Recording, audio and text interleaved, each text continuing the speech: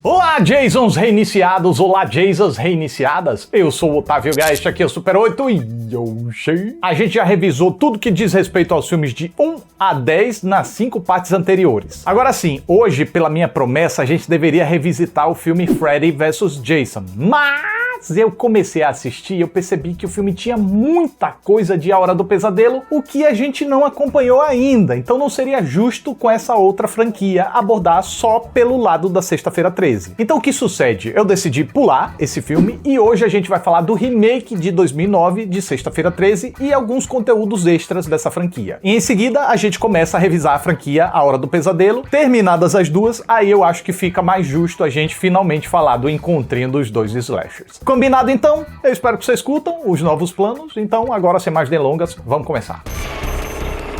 Com um legado de 10 filmes de Sexta-feira 13, mais o filme de encontro com o Freddy, os fãs clamavam por notícias sobre um próximo projeto, mas os anos foram passando e nada. Nem um novo filme solo do Jason, nem um Freddy vs Jason 2 e nem um sonhado Freddy vs Jason vs Myers, ou ainda Freddy vs Jason vs Ash, que incluiria o icônico personagem de Bruce Campbell da trilogia original de Evil Dead. Mas as negociações iam e vinham por 2 anos e nada de fechar. Então a ideia acabou virando uma HQ, mas nada de ser adaptada para o cinema. Assim, os anos seguintes foram recheados de especulações. Mas uma coisa aconteceu em 2003 que mudou muito a visão da galera aqui. Foi lançado o reboot do Massacre da Serra Elétrica, produzido pela produtora do Michael Bay, Platinum Dunes. E como o negócio rendeu uma grana porretinha, eles já começaram a sondar que outros grandes clássicos do terror poderiam ganhar um reboot. E aí veio a ideia de refazerem Sexta-feira 13. Como a gente já viu, os direitos dos personagens Jason e Pamela Voorhees estavam com a New Line Cinema. Mas como a marca Sexta-feira 13 e os acontecimentos dos 8 primeiros filmes ainda eram de propriedade da Paramount, a produtora Platinum Dunes deu início a uma aventura jurídica para adquirir os direitos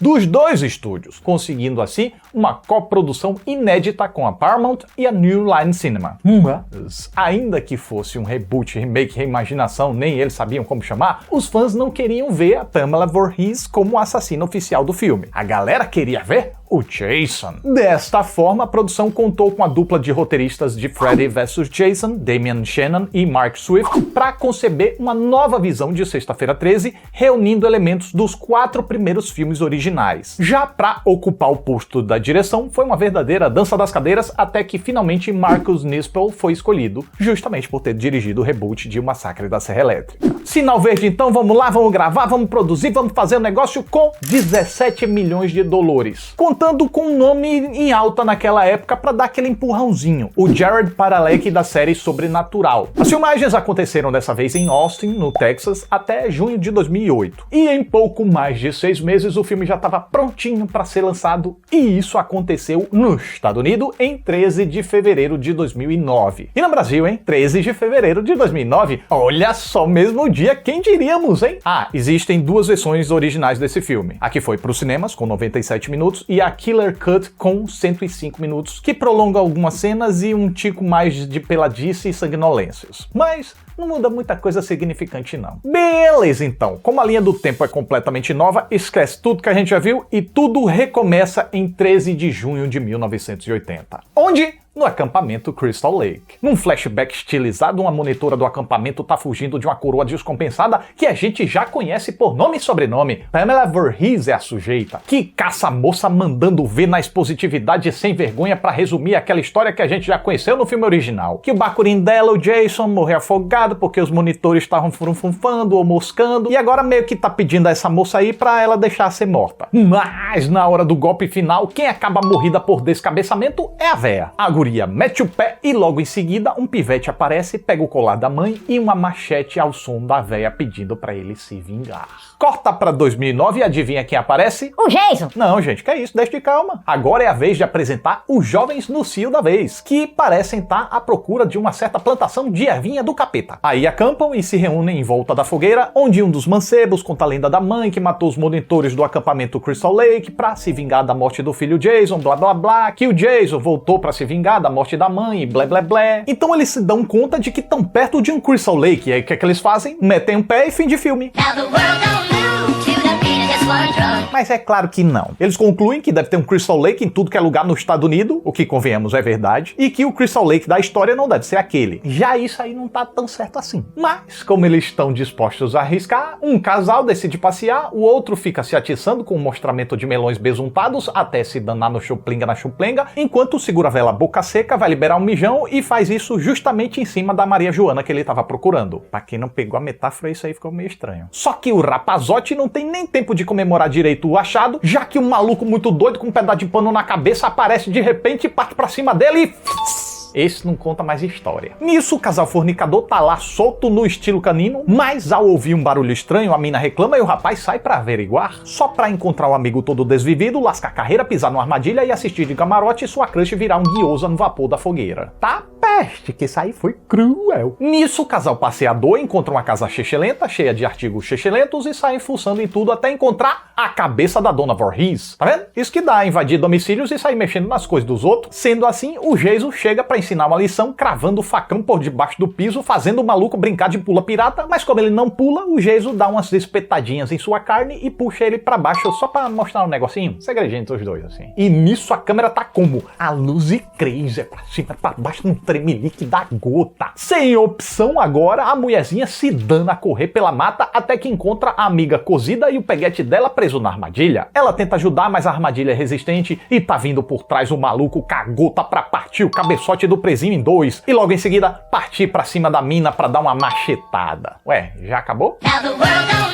Não, pera! A cartela de título finalmente aparece. Pois é, tudo isso era um prólogo. E o filme tem um terceiro início 6 semanas depois e agora a gente crê que vai começar de verdade. É uma sexta-feira 13. Mais um grupo é apresentado e nessa altura do campeonato a gente nem se importa mais quem é quem. Mas pra fingir que a gente se importa, vamos lá. Playboy Snob, Vini mexe a cadeira, zoeirinho porre, socador de bronha, loira petuda genérica 1, loira petuda genérica 2, mocinha empática e Sam Winchester. Que não faz parte do grupo não, ele tá sozinho porque ele esbarra no grupinho num posto de gasolina ao distribuir panfletos de sua irmã sumida. Quem é ela? Whitney. Quem é Whitney? A última lá a ser escafedida pelo Jason que a gente acabou de ver. Aí o Snobinho tem o seu momento de competição píntica com o Winchester, enquanto a empatiquinha, pasmem, mostra empatia. Em seguida a gente tem um monte de enrolação com jovens fazendo jovices, o Playboy esfregando na cara de geral que suas posses, suas regras, Sam Winchester distribuindo panfletos e tomando fora de tias mal-humoradas, até que Sam, que na verdade Clay é o nome do personagem, Miller, o sobrenome, chega na casa da turma da malhação da vez pra gente testemunhar uma cena constrangedora em que a mina, que não é dona da casa, convida o cara que acabou de conhecer pra entrar, ele sabe que não é bem-vindo, mas entra assim mesmo, acaba expulso e parte com a empatiquinha num rolê de moto. Corta pra esse personagem local Sugismundo que só foi apresentado pra entrar num depósito, ser pego no flagra palpando uma manequim, se virar como se já soubesse o que ia acontecer, despir o rostinho lindo do seu algoz e emprestar o pecocinho pra amolar o facão do mesmo. Depois então desse mal feito,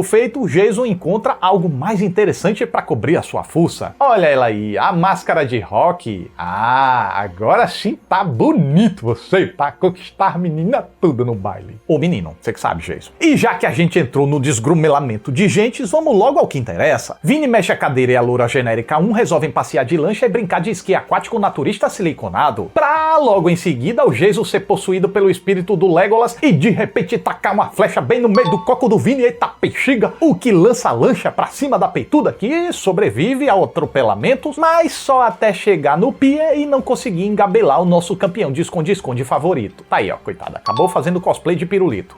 Naturista.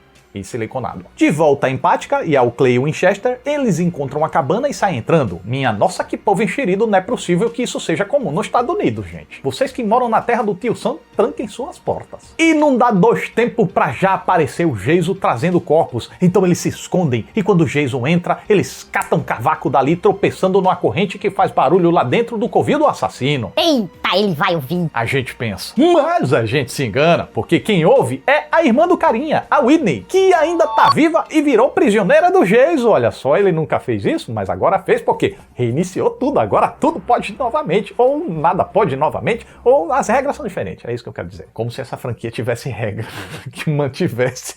De volta à cabana, a loura genérica peituda 2 seduz o Playboy pra dar uma violenta em seu pubis e botar suas avantajadas gorduras mamárias pra sacolejar, enquanto a única coisa que ele sabe fazer é elogiar as tetolas da mulher. Enquanto isso, o zoeiro porre, que você nem faz ideia de por que eu chamei assim, já que eu cortei todas as zoeiras porres dele. Chewy's on the ice. Send a puck around the back of the net. Here we go. Pass back to the middle. Pronto, agora você já tem um parâmetro. Se dana para um depósito para pegar ferramentas para consertar a cadeira que ele quebrou. Ao chegar lá, ele acha a chave de fenda e o Jason faz o favor de guardar dentro dele. Acho que é para ele não perder por aí. Agora o Winchester e a Empática chegam com tudo na casa, atrapalhando esse coitado aí que só queria dar uma singela descabelada no palhaço para avisar que o bicho tá pegando lá fora e não é de forma gostosa. Aí chamam a polícia e o Chico Bronha pega uma panela para ir buscar o amigo. E encontra o que sobrou do amigo, quem deixou o amigo assim, e acaba sendo encontrado por um machado que não é o Kleber, mas o objeto de cortar. Nesse momento, o Jason tá no telhado só pra mostrar que só não trabalha como instalador de antena parabólica porque não quer. O Playboy pega uma arma, a loura genérica vai atrás, não encontra o Playboy, mas o Jason encontra ela e pendura na parede por achar que ela orna bem com a decoração do ambiente. Nisso, o polícia chega, ok, o polícia já foi. Playboyzinho atira aqui, atira ali, acerta o cadáver da moça e garante que ela permaneça morta o suficiente. Eles saem de casa, o cadáver da loura é jogado pela janela, cai no carro, o Playboy grita. Se separa do casal Winchester e Empática, encontra uma estrada, tem um carro vindo, o carro para, o Playboy fica cabreiro, mas não devia, já que o Jason não tá no carro, tá atrás dele, empala o maldito, engancha no carro, o tio piloto diz pra si mesmo, nem a pau, Juvenal, e mete o pé acelerando, cagouta. Nisso, o casal Winchester e Empática decide fazer mais uma invasão domiciliar, aí encontram os túneis, seguem pelos túneis, encontram Whitney, comemoram, mas o Jason apareceu, tentam liberar a mulher, mas o Jason tá vindo, tentam mais uma vez, mas... tirou as palavras da minha boca. E conseguiram livrar. Vixe Maria, bens a Deus. Lá vão eles agora pelos túneis, tá escuro, tá tremendo, tô me esforçando pra tentar entender o que tá acontecendo, não tô conseguindo mesmo assim, eu vou tentando narrar, segue em frente e o Jason atrás, pelo menos eu acho que é isso que tá acontecendo. Eita, é um beco sem saída, né não? Eles se embrenham pelo buraco, mas espera, tá muito silencioso isso aqui. Não consegue, né? Ô, lasqueira, e assim a gente descobre que o Jason não simpatiza com pessoas empáticas. Mas os irmãos conseguem sair do buraco por um ônibus largado no meio da moita, não sei como ele foi parar aí, mas ele foi e é isso que importa. O Winchester toma um sacode, a Whitney se esconde, pega, mas como se tivesse banhada na manteiga, escorrega e escapa. Chegam num celeiro, tentam se armar, mas não adianta. Jason chega por trás, tira o Winchester para dançar, trocam alguns passinhos de valsa, um triturador é ligado, alguém vai virar recheio de hambúrguer e vai sobrar pra quem? Pro menino sobrenatural, pro Jason? O carro vai ser dos dois. Ai meu Deus, tá muito tenso. Nessa hora a Whitney distrai o Jason com o colar de sua mãe pro Winchester enrolar uma corrente no pescoço do maldito, que é enfocado ou empalado por seu próprio facão, puxado pro triturador, mas não é triturado não, por alguma razão fica por isso mesmo, parou ali. Tá bom. Aí corta pros irmãos tacando o assassino maldito e a máscara no lago. Fim de filme? Não. Agora sim. Mas pera, matou ou não matou? Não sei. Mas isso é sonho ou não é sonho? Não sei, acabou assim. Sobrou pra gente agora então as curiosidades. Por mais uma vez, o ator que interpreta o Jason mudou. O nono a encarnar o maldito foi Derek Mears, um cabra graúdo de 1,96 m que adorava a franquia e que, como tinha uma falta de cabelo generalizada por causa da alopécia, se identificava muito com o Jason. Fisicamente apenas, eu espero. Porque pelo depoimento de geral, o Derek Mears é uma pessoa muito legal e adorável. Para compor o visual do Jason, ele usou uma placa que vem de um capuz aqui, que desce até o peito, que desce até o torso e que se ajustava bastante aos movimentos musculares dele. Tinha também uma corcunda nas costas para sugerir uma escoliose. Essa maquiagem levava inicialmente umas 3 horas e meia para ser aplicada. Caiu aqui a ideia do Jason sobrenatural. Inclusive o personagem foi pensado como um caçador territorial, alguém que não mata pessoas aleatoriamente, mas para defender seu território de invasores. Algo que foi parcialmente inspirado no primeiro filme do Rambo. Não que ele não goste de lamber o gume nos coitados que aparecem. Inclusive, segundo os criadores, ele usa intencionalmente uma plantação de ervinha fumaceira para atrair jovens. E aí, para surpreender suas vítimas e aparentar estar em todos os lugares, ele não se teletransporta mais como era antes e agora ele usa túneis subterrâneos. Curiosamente, essa é uma ideia que seria usada em Rambo 5. Uma franquia copia a outra copia uma. Tá certo. Esse filme aqui foi negociado com o roteirista do filme original, Victor Miller, como uma sequência porque assim a produção pagaria um valor menor do que se fosse um remake. Mas na cabeça dos produtores, como o filme só abordaria a conclusão do filme original num flashback do início e seria de fato formado por uma reunião de elementos dos 3 filmes subsequentes, não seria propriamente um remake do original, e sim um remake das sequências. E realmente, tem vários passos dos filmes subsequentes. Tem aqui um casal achando a cabana dos Voorhees como um santuário contendo a cabeça decapitada da Pamela, e o Jason em ação como um saco de aninhagem na cabeça, como o filme 2. Depois ele encontra a máscara de Rocky, como o filme 3. E também caça jovens passando um fim de semana numa casa de veraneio, e conta com o arco do mochileiro caçador procurando a irmã perdida, como no filme 4. Já a estrutura do roteiro é a mesma coisa de sempre. E vem cá, vocês gostam de easter eggs? Temos! Nos túneis a gente consegue ver uma cadeira de rodas em referência ao cadeirante do filme 2 que morre caindo pela escada. E uma bicicleta encostada na parede lembra a bicicleta do velho profético Roth. Além disso, o flashback do início com a morte da Pamela se passa em 1980. Esse foi o ano de lançamento do filme original. Travis Van Winkle interpreta o playboy chamado Trent. E o mesmo ator interpreta um Trent DeMarco em Transformers. Segundo Michael Bay, que dirigiu Transformers e produziu esse reboot de Sexta-feira 13, o personagem é o mesmo, sugerindo que os dois filmes fazem parte do mesmo universo. E para completar, o sobrenome dos irmãos protagonistas é Miller, em homenagem ao escritor do primeiro filme, Victor Miller. Homenagear eles querem, agora pagar bem que é bom, né? Esse filme aqui exigiu um tico especialmente das atrizes, viu? Danielle Panabaker bateu o queixo na cena em que tá prestes a fugir da casa, aí abriu um corte, desmaiou e foi levada pro pronto-socorro para tomar ponto. Já a atriz Willa Ford teve 10 dias para aprender o esqui aquático lá, mas ela disse que isso aí não deixou ela tão tensa quanto fazer a cena com as peitolas tomando vento. Apesar de que, quando ela filmou, acabou achando uma experiência incrível e libertadora. Quanto à atriz que interpretaria a moça assada na fogueira, desistiu em cima da hora porque teria que mostrar o melão. Aí ligaram pra America Olival de sopetão, que tava no set de outro filme e teve que gravar um teste rápido pra mandar pro Michael Bay. E aí, na madrugada seguinte, ela recebeu outra ligação aprovando e exigindo que ela se mandasse pro Texas ao amanhecer. Já a atriz Juliana Gill estava bem tensa em filmar completamente lisa, saltando em cima do seu colega de elenco Travis Van Winkle. Mas depois que os dois conversaram e se conheceram, ela ficou mais relaxada e não se importou com as longas filmagens de Zegzo. E olha que a gravação foi longa, viu? Foi entre 10 e 12 horas. Na versão sem corte dá pra ter noção de por que gastaram tanto tempo com essa furunfufagem, porque mostram essa cena e vamos pra outras pessoas, depois volta pra ela de novo, ele vai pra outras pessoas, depois volta, o pessoal ainda tá lá quicando. Só que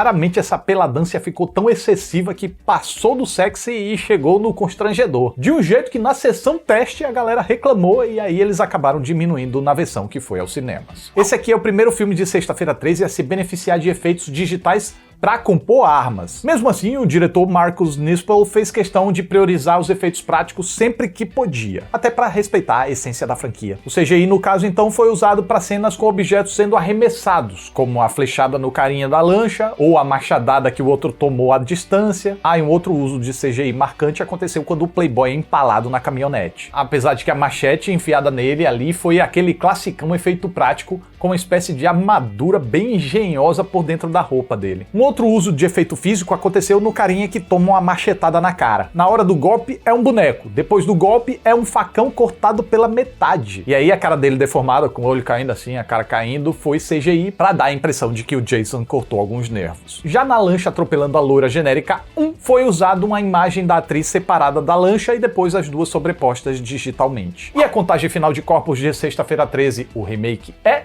14, incluindo a morte da mãe lá no início, no flashback. Tirando ela, foram 13 mortes, inclusive 13 mortes que o Jason cometeu. Número que não foi por acaso não. Os roteiristas queriam que a contagem fosse exatamente essa para servir de easter egg. Anteriormente, o Tom McLoughlin havia tentado fazer isso em Sexta-feira 13, parte 6, Jason Vive, mas o produtor Frank Mancuso estragou o barato dele quando exigiu que ele filmasse mais mortes, o que aumentou o total para 18. Esse reboot de Sexta-feira 13 não é grandes coisas, mas depois de tudo que a gente já viu nessa franquia, também tá longe de ser um dos piores filmes. Se a proposta era condensar acontecimentos e elementos importantes dos 4 primeiros filmes, essa obra aqui não trouxe nada que indicasse ser uma ideia ruim. Acontece que essa franquia foi se moldando e chegando no formato ideal aos poucos e por acaso. Então esse filme aqui refaz as etapas básicas, faz seus acenos aos fãs e chega logo naquilo que mostrou ser o melhor da franquia. E ao trocar aqueles personagens por outros totalmente novos, com contextos próprios, também não tá perdendo nada, porque os personagens caçados nunca tiveram tanto destaque assim. Os produtores sempre tinham planos de trazer os sobreviventes dos filmes anteriores para iconizar eles, mas ou não conseguia trazer de volta o elenco, ou mudavam totalmente de ideia e iam para outro caminho qualquer. Não à toa, o sobrevivente mais icônico foi o Tommy Jarvis, só porque apareceu em 3 filmes, incluindo o 6º, que eu considerei o mais arrumadinho. E nem assim ele conseguiu se tornar uma peça essencial da franquia. Onde eu quero chegar é que os novos personagens são plenamente ok. Assim como o filme, não grandes coisas, mas também tem nada de errado. Agora, uma coisa que a gente pode reclamar é a fórmula requentada. Se esse projeto aqui mexe um pouquinho nas estruturas da parada, com um prólogo mais longo, que surpreende ao fazer a gente acreditar que aqueles ali seriam os personagens principais, e então o filme subverte dizendo que não, ainda vão aparecer, e com a peculiar ligação do primeiro grupo com o segundo grupo através dos irmãos Miller, essa mudança acaba não sendo tão substancial assim. No fim das contas, ainda é a mesma coisa de sempre que já foi mostrada à exaustão. Mas a gente conhecendo a franquia e aceitando essa condição, pelo menos a caçada da vez é maneira. São ataques criativos, com um uso elogiável de técnicas mistas de digital e prático para compor o descatembamento do povo. O visual do Jason tá maneiro. Além da imponência do intérprete Derek Mears, o personagem segue muito brabo e seus requintes de crueldade deixam a possibilidade de um encontro com ele ser algo tão aterrorizante quanto ele já foi nos pontos mais altos dessa franquia. E acho maneiro que o filme tenha achado uma forma de manter o teletransporte, mas achando uma solução realista para isso com aqueles túneis. Agora, tem uma coisa que realmente eu achei pavorosa nesse filme. A filmagem destrambelhadamente tremida e cheia de corte.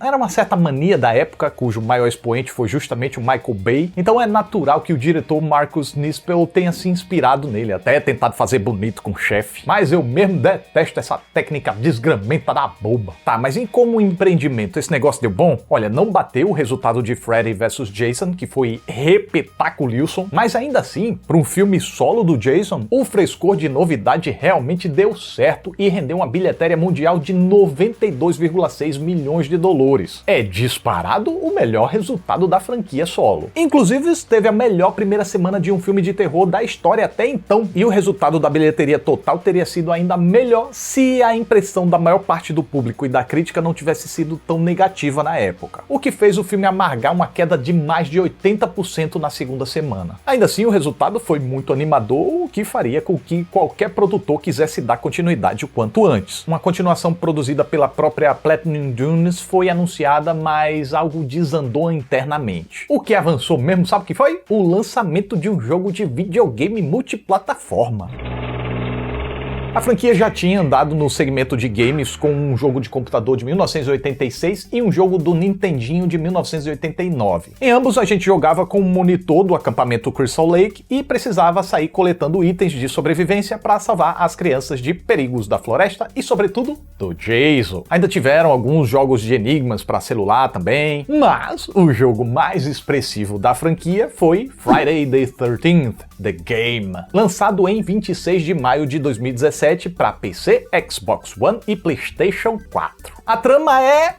não tem trama. É um jogo de sobrevivência, multiplayer, em terceira pessoa, de mundo semi-aberto, com até 8 pessoas jogando, em que um dos jogadores controla o Jason e, usando algumas habilidades como super força ou poder de teletransporte, precisa eliminar os monitores. Enquanto isso, os demais jogadores controlam os monitores e precisam sobreviver, consertar veículos para escapar ou consertar equipamentos de comunicação para chamar a polícia. Sendo que cada personagem jogável tem habilidades específicas. O Jason também pode ser derrotado se os sobreviventes conseguirem trabalhar em equipe para realizar uma série de atividades bem próprias. Além disso, um jogador também pode controlar o Tommy Jarvis, que se torna jogável quando certas condições são atendidas. Já a ambiência, claro, é nos entornos do acampamento Crystal Lake em meados dos anos 80. Kane Hodder, que interpretou o Jason nas partes 6, 7, 8 e 9, reprisou o papel por meio de captura de movimentos, assim como Tom Matthews voltou como o Tommy Jarvis e Larry Zerner voltou como o gordinho traquina Shelly da parte 3 que introduziu a máscara na franquia. E pra você que quer jogar com Jason, existem 9 Jasons jogáveis diferentes equivalentes às das partes 2, 3, 4, 6, 7, 8 e 9, um especial criado pro jogo por Tom Savini e o Roy Burns, o falso Jason da parte 5, Um Novo Começo. Cada um também tem habilidades e fraquezas específicas em comunhão com o que cada versão apresentou nos filmes. Tá sentindo falta de um? Pois é, o Uber Jason do futuro seria incluído, mas acabou não indo pra frente. Assim como o jogo ganharia uma versão para jogador individual, pra gente cumprir missões e tal e tentar zerar, mas também não deu. E agora mesmo é que não vai, já que o jogo vai parar de ser vendido em dezembro de 2023 e os servidores vão ser desligados no final de 2024. Isso porque a licença tá encerrando e não tem como ser renovada por causa de um imbróglio que, inclusive, é o que tá atrasando um novo filme.